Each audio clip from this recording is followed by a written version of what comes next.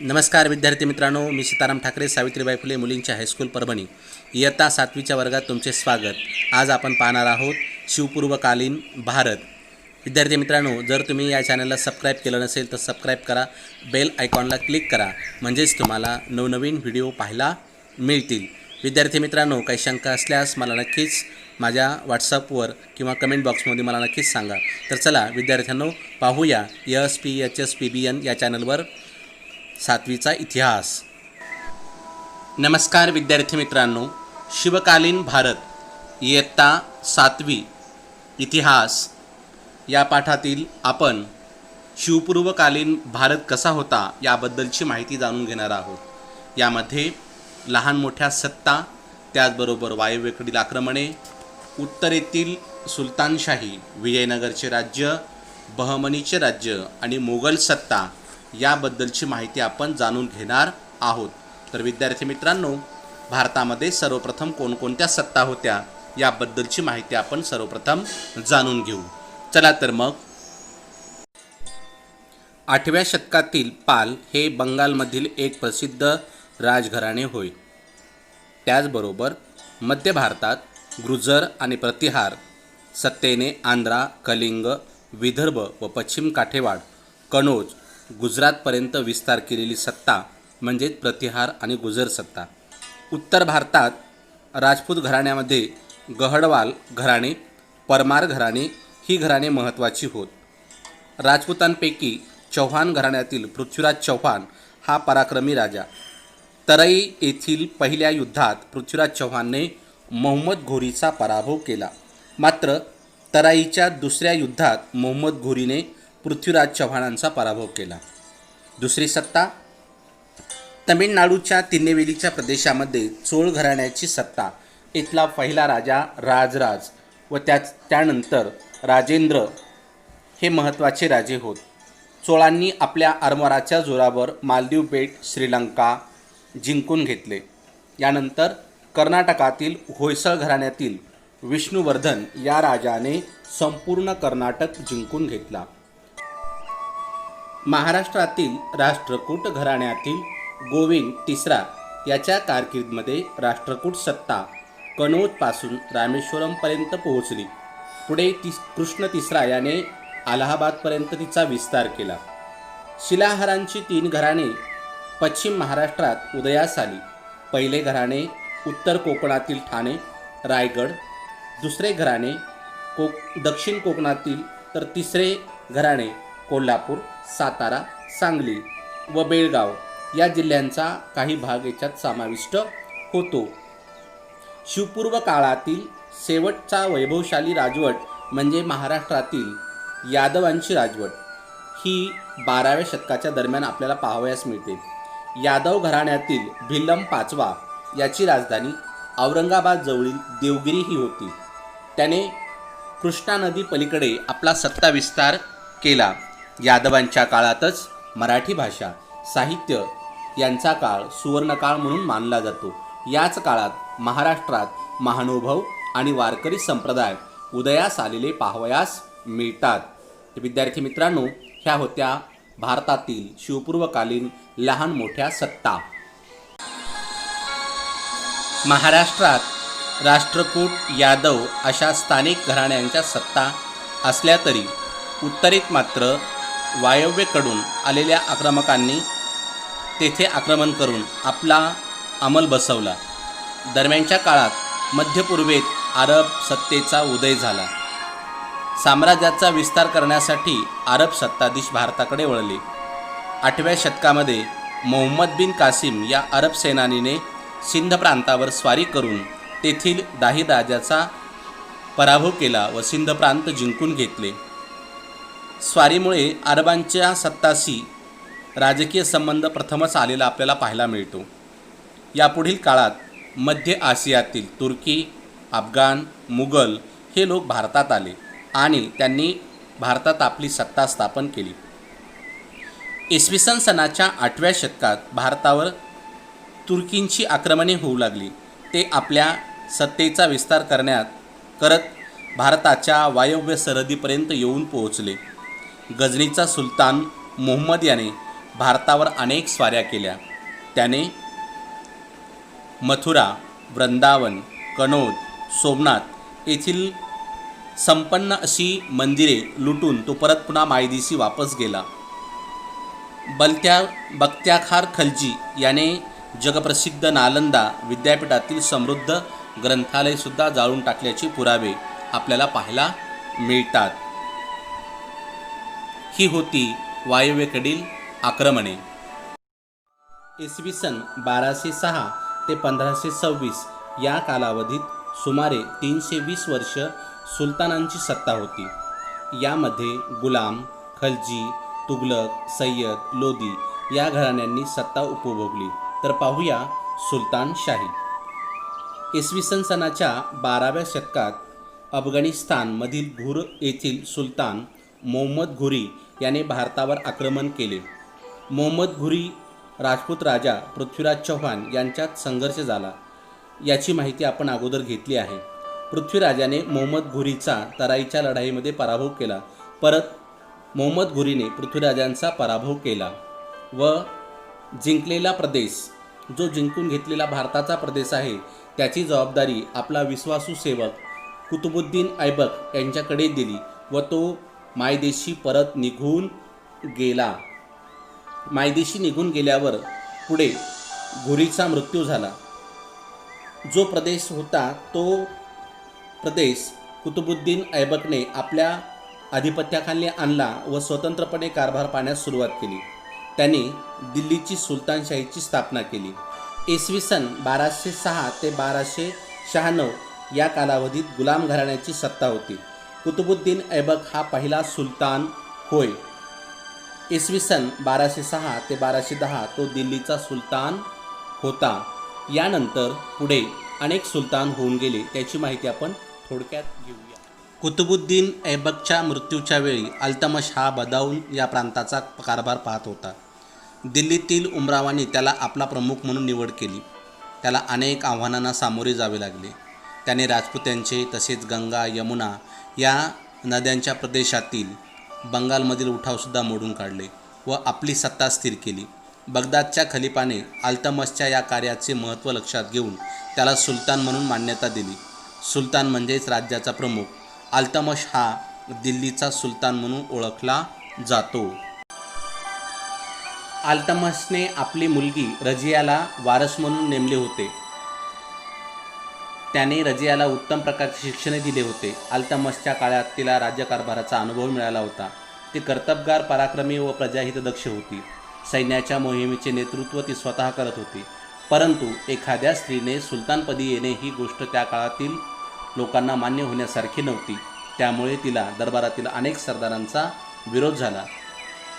सरदारावर नियंत्रण ठेवण्यात तिला यश आले नाही आणि इसवी सन 1240 तिला ठार मारण्यात आले. दिल्लीच्या सुलतानपदी बसणारी ही पहिली एकमेव महिला होय. रजियाच्या मृत्यूनंतर दिल्लीच्या गादीवर आलेला महत्त्वाचा सुलतान म्हणजे बलबन होय. त्याने सिंध, बंगाल, अयोध्या प्रांतातील बंडखोर सरदारांचे पारिपत्य केले. मांगोल आक्रमणाचा बंदोबस्त करून त्याने भारताची वायव्य सरहद सुरक्षित केली. दिल्लीची सुलतानशाही दृढ केली. इसवी सन 1286 बलबनचा मृत्यू झाला. त्याच्याच दरबारी अमीर खुसरो हा प्रसिद्ध तत्त्वज्ञ व कवी त्याच्याच दरबारी होऊन गेलेला आपल्याला पाहायला मिळतो. यानंतरचा पुढचा सुलतान अल्लाउद्दीन खलजी. यानंतर पुढील सुलतान होय अल्लाउद्दीन खलजी. अल्लाउद्दीन खलजी इसवी सन 1296 दिल्लीचा सुलतान झाला. आपल्या राज्याचे रूपांतर विशाल साम्राज्य करावे अशी त्याची महत्त्वाकांक्षा होती. मांगोल आक्रमणापासून त्याने आपले राज्य सुरक्षित केले. गुजरात आणि माळवा हे प्रदेश आपल्या प्रभुत्वाखाली आणले. राजस्थानातील रणभोर, चित्तोड हे किल्ले जिंकून घेतले. राजस्थानातील बहुतेक राजांनी अल्लाउद्दीन खलजीचे प्रभुत्व मान्यही केले होते. अल्लाउद्दीन खलजीने दक्षिणेमधील सत्तांचा पराभव करून व आपले प्रभुत्व मान्य करण्यास भाग पाडले. अशा रीतीने अल्लाउद्दीन खलजी दक्षिणेमध्ये आपली सत्ता विस्तार करत गेला. अल्लाउद्दीन खलजीच्या प्रशासनावर पकड घट्ट होती. त्याने महसूल व्यवस्थेत सुधारणा केली. प्रत्यक्ष लागवडीखाली आलेल्या जमिनीची मोजणी करून महसूल ठरविण्यात आला. आपल्या सैन्याला जीवनावश्यक वस्तू योग्य दरात मिळाव्या म्हणून वस्तूच्या किमती ठरवून दिल्या. वजन मापे यावर कडक नियंत्रण घातले. इसवी सन 1316 अल्लाउद्दीन खलजीचा मृत्यू झाला. मोहम्मद तुघलक इसवी सन 1325 मोहम्मद तुघलक हा सुलतानपदी आला. तुघलक साम्राज्य उत्तरेत पेशावरपासून दक्षिणेत मदुरेपर्यंत, पश्चिमेत सिंधपासून पूर्वेस आसामपर्यंत एवढे विशाल राज्य मोहम्मद तुघलकाने तयार केले. त्याला असे वाटले होते की आपले राजधानीचे ठिकाण मध्यवर्ती ठिकाणी असावे, म्हणून मोहम्मद तुघलकाने आपली राजधानी दिल्लीवरून देवगिरीला आणली. परंतु देवगिरीचे नामकरण दौलताबाद असे केले. परंतु आणत असताना दरबारी लोक, त्याच्यानंतर उमराव प्रजा यांची अत्यंत गैरसोय झाली आणि हा निर्णय त्याने रद्द केला. त्याचबरोबर त्याने चलनव्यवस्थेत सुधारणा करण्याचा प्रयत्न केला. सोन्याची व चांदीची नाणी देऊन त्याऐवजी तांब्याची नाणी घेण्याचा हुकूम दिला आणि तांबे नाणीवर नियंत्रण न ठेवल्यामुळे त्याची पूर्णपणे तिजोरी रिकामी झाली आणि हाही एक तो यामध्ये अपयशी ठरला. कृषी विभागाकडे सुद्धा त्यांनी लक्ष दिले, परंतु तेही अपयशी ठरले. मोहम्मद तुघलक हा कल्पक होता. प्रत्यक्षात तो कल्पना आणायचा, परंतु त्याची व्यवस्थित अंमलबजावणी न केल्यामुळे शेवटी याच्या अखेरच्या काळामध्ये पूर्णपणे बंडाळी व अशांतता निर्माण झाली आणि अशाच परिस्थितीमध्ये सुलतानशाहीच्या विघटनास सुरुवात झाली. इसवी सन 1351 त्याचा मृत्यू झाला. मोहम्मद तुघलकाच्या निधनानंतर फिरोज तुघलक हा दिल्लीच्या सुलतानपदी आला. त्याने लोककल्याणाची कामे हाती घेतली. मोहम्मद तुघलक शेतकऱ्यांना दिलेली कर्जे माफ केली. सतलज, यमुना या नद्यांवर कालवे काढले. अधिक जमीन लागवडीखाली आणण्यासाठी शेतकऱ्यांना प्रोत्साहन दिले. लोकांना जाचक असलेले कर त्याने रद्द केले. फिरोजपूर, जैनपूर, हिसार, फिरोजाबाद इत्यादी नवीन शहरंसुद्धा बसवली. याच्याच कारकीर्दमध्ये कुतुब मिनारचे बांधकाम पूर्ण झाले असे म्हटले जाते. यानंतर नासिरुद्दीन मुहम्मद तुघलक हा तुघलक घराण्याचा शेवटचा सुलतान होय. त्याच्या कारकीर्दमध्ये इसवी सन 1398 मांगोल सत्ताधीश तिमूरलंग याने भारतावर स्वारी केली. दिल्ली आणि आसपासच्या प्रदेशातून प्रचंड संपत्ती लुटून तो मायदेशी परत निघून गेला आणि शेवटी तुघलक सत्ता संपुष्टात आली. यानंतर दिल्लीवर लोधी घराण्याची सत्ता आली. इब्राहिम लोधी हा शेवटचा सुलतान होय.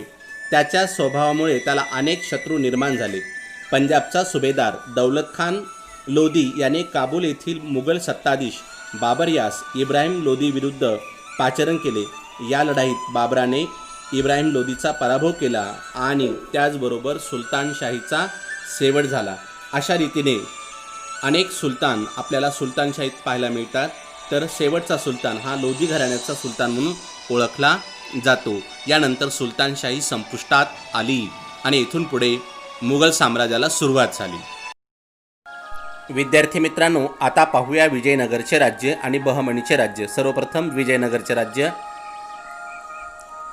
हरिहर व बुक हे दोघे भाऊ दिल्लीच्या सुलतानाच्या सेवेत सरदार म्हणून होते. मोहम्मद तुघलकाच्या काळात दक्षिणेत राजकीय अस्थिरता निर्माण झाली. हरिहर व बुक या दोघांनी याच परिस्थितीचा फायदा घेऊन इसवी सन 1336 विजयनगरचे राज्य स्थापन केले. विजयनगरचे राज्य स्थापन केल्यानंतर हम्पी ही त्याची राजधानी होय व विजयनगरचा पहिला राजा हरिहर होय.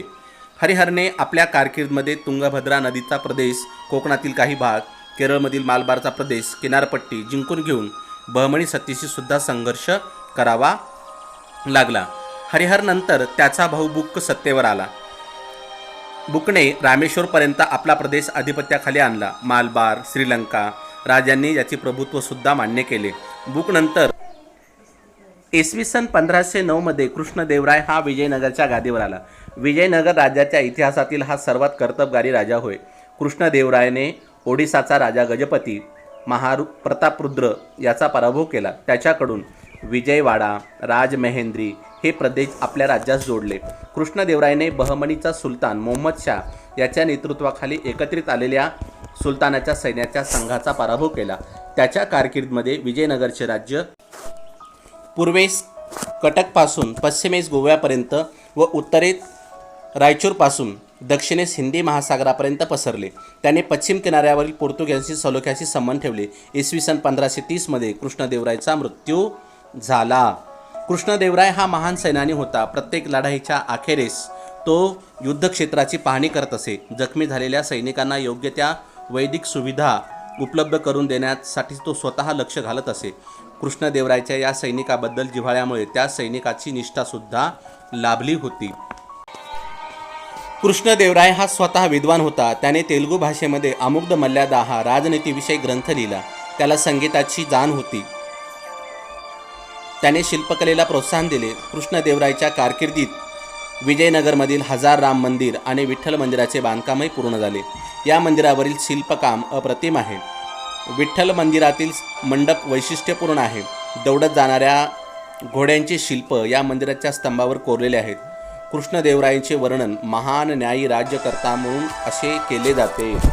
कृष्णदेवरायाने शेतीकडे विशेष लक्ष दिले आणि त्यासाठी त्याने तलाव, कालव्यासारख्या जलसिंचनाच्या सोयी उपलब्ध करून दिल्या. त्यासाठी त्याने आनंदसागर, कुरुवाई, व्यासराई समुद्र या ठिकाणी तलावे बांधली. कर्नाटकातील पोरगर इथे मोठे धरणसुद्धा बांधले. कृष्णदेवरायांनी जंगलाचे महत्त्व ओळखले होते. त्यासाठी त्यांनी सरहद्दीपर्यंत जंगलसुद्धा वाढवले. कृष्णदेवरायानंतर विजयनगरच्या राज्यास उतरती कळा लागली. आजच्या कर्नाटकातील तिलिकोट येथे आदिलशाही, निजामशाही, कुतुबशाही, बरीदशाही ही नवीन शक्ल तयार झाली. इसवी सन 1565 मध्ये ही लढाई संपली आणि यामध्ये रामरायचा पराभव झाला. यानंतर विजयनगरचे राज्य लोप पावले. रामराय हा शेवटचा राजा. विजयनगरचे राज्य इसवी सन 1336 ते 1616 पर्यंत अस्तित्वात होते. यानंतर पाहू बहमनीचे राज्य. मोहम्मद तुघलकाचे वर्चस्व जुगारून देण्यासाठी दक्षिणेमध्ये सरदारांनी बंड केले. त्या सरदारांचा प्रमुख होता हसन गंगू. दिल्लीच्या सुलतानाच्या सैन्याचा पराभव करून इसवी सन 1347 मध्ये नवीन राज्य निर्माण केले. याच राजास बहमनीचे राज्य असे म्हणतात. हसन गंगू बहमन शहा हा या राज्याचा पहिला सुलतान होय आणि गुलबर्गा येथे त्यांनी आपली राजधानी स्थापन केली. तिसऱ्या मुहम्मदाच्या काळात मोहम्मद गवान हा मुख्य वजीर होता. तो उत्तम प्रशासक होता. त्याने राज्यास अधिक सामर्थ्य प्राप्त करून दिले. गवानने सैनिकांना जहागिरीऐवजी रोख पगार देण्यास सुरुवात केली. सैन्यामध्ये शिस्त आणली.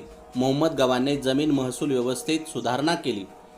जमीन मोजणी करून महसुलाचा दर निश्चित केला. परिणामी बहमनी राज्याच्या आर्थिक परिस्थितीमध्ये सुधारणा झाली. मोहम्मद गवान हा विद्याप्रेमी होता.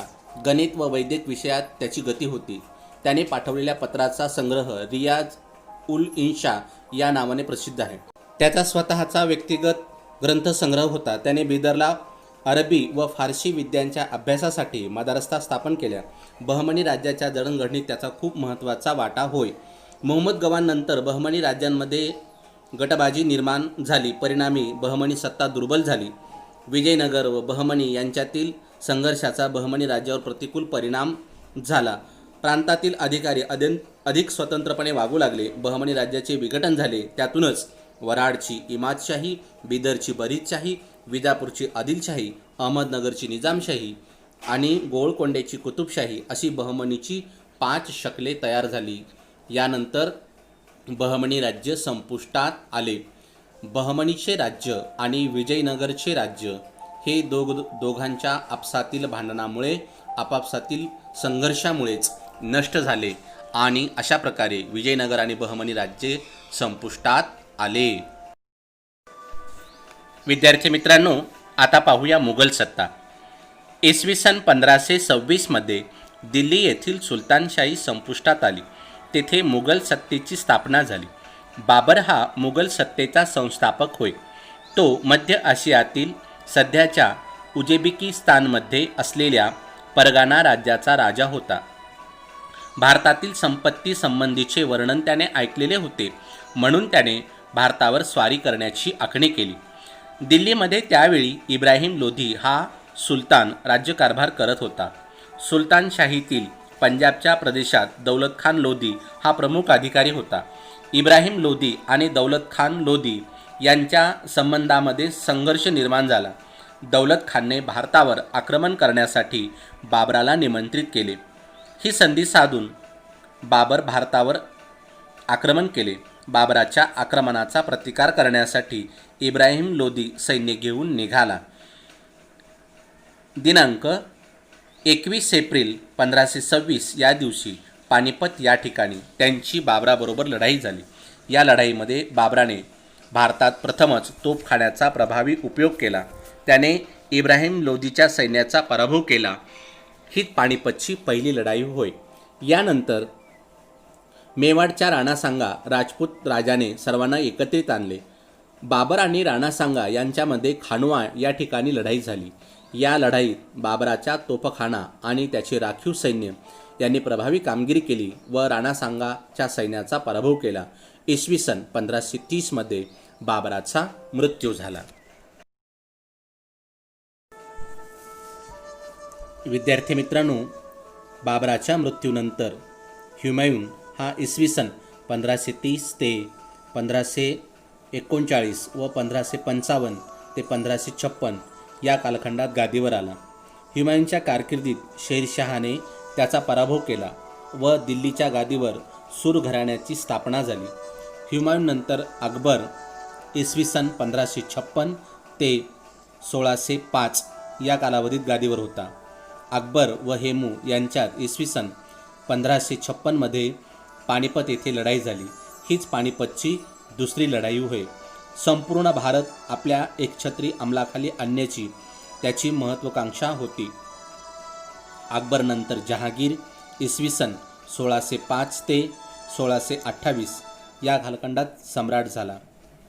त्याच्या कारकिर्दीत त्याची पत्नी नूरजहाँ हिने प्रभावी कामगिरी बजावली. जहांगीरानंतर शहाजहान इसवी सन 1628 ते 1658 या कालखंडात सम्राट झाला. शहाजहाननंतर औरंगजेब इसवी सन 1658 ते इसवी सन 1707 हा दीर्घकाळ सम्राट राहिला. औरंगजेबाच्या निधनानंतर मुघल सत्ता खिळखिळ झाली. विद्यार्थी मित्रांनो, यामधील वैभवशाली सम्राट अकबर याच्याबद्दलची माहिती आपण जाणून घेऊ. अकबर हा मुघल घराण्यातील सर्वात कर्तबगार राजा होय. अकबराने भारत स्वतःच्या एकछत्री अंमलाखाली आणण्याचा प्रयत्न केला. तेव्हा त्याला विरोध झाला. महाराणा प्रताप, चांदबिबी, राणी दुर्गावती यांनी अकबराविरुद्ध संघर्ष केलेला आहे. या संघर्षाची आपण संपूर्ण माहिती पुढे घेणार आहोत. महाराणा प्रताप. उदयसिंहाच्या मृत्यूनंतर महाराणा प्रताप हा मेवाडच्या गादीवर आला. मेवाडच्या अस्तित्वासाठी त्याने संघर्ष चालूच ठेवला. महाराणा प्रतापने अखेरपर्यंत आपले स्वातंत्र्य टिकवण्यासाठी अकबराबरोबर संघर्ष केला. पराक्रम, धैर्य, स्वाभिमान, त्याग इत्यादी गुणांमुळे तो इतिहासात अमर असा राजा होऊन गेलेला पाहायला मिळतो. इसवी सन 1595 मध्ये मुघलांनी अहमदनगर या निजामशाहीच्या राजधानीवर हल्ला केला. मुघल सैन्याने अहमदनगरच्या किल्ल्याला वेढा घातला. अहमदनगरचा हुसेन निजामशाहीचा कर्तबगार मुलगी चांदबिबी हिने अत्यंत धैर्याने तो किल्ला लढविला. यावेळी निजामातील सरदारांमध्ये दुही निर्माण झाली. या दुहीतून चांदबिबीस ठार मारले गेले.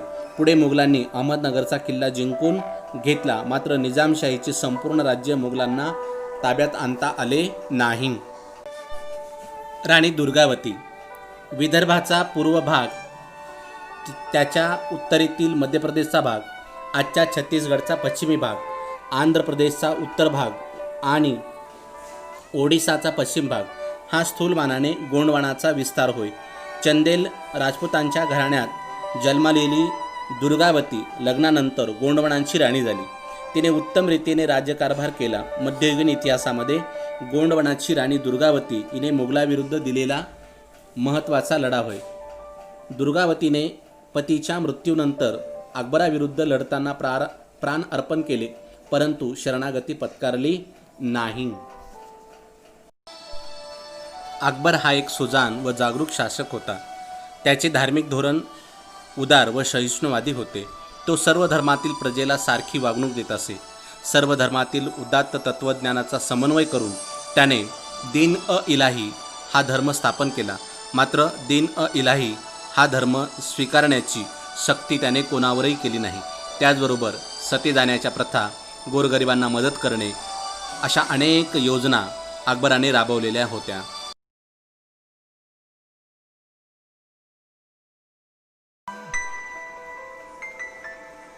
औरंगजेब. शहाजहान बादशहाच्या पुत्रांमधील औरंगजेब हा सत्ता स्पर्धेमध्ये यशस्वी होऊन वडिलांना स्थानबद्ध करून इसवी सन 1558 बादशाह झाला. शहाजहानचा थोरला मुलगा दारा शुकोह धार्मिक सहिष्णुतेबद्दल प्रसिद्ध होता. त्याने 50हून अधिक संस्कृत उपनिषदांचा फारसी भाषेत अनुवादही केला. औरंगजेब बादशाह झाला त्यावेळी मुघल साम्राज्य हे उत्तरेस काश्मीरपासून दक्षिणेस अहमदनगरपर्यंत आणि पश्चिमेस काबूलपासून पूर्वेस बंगालपर्यंत पसरलेले होते.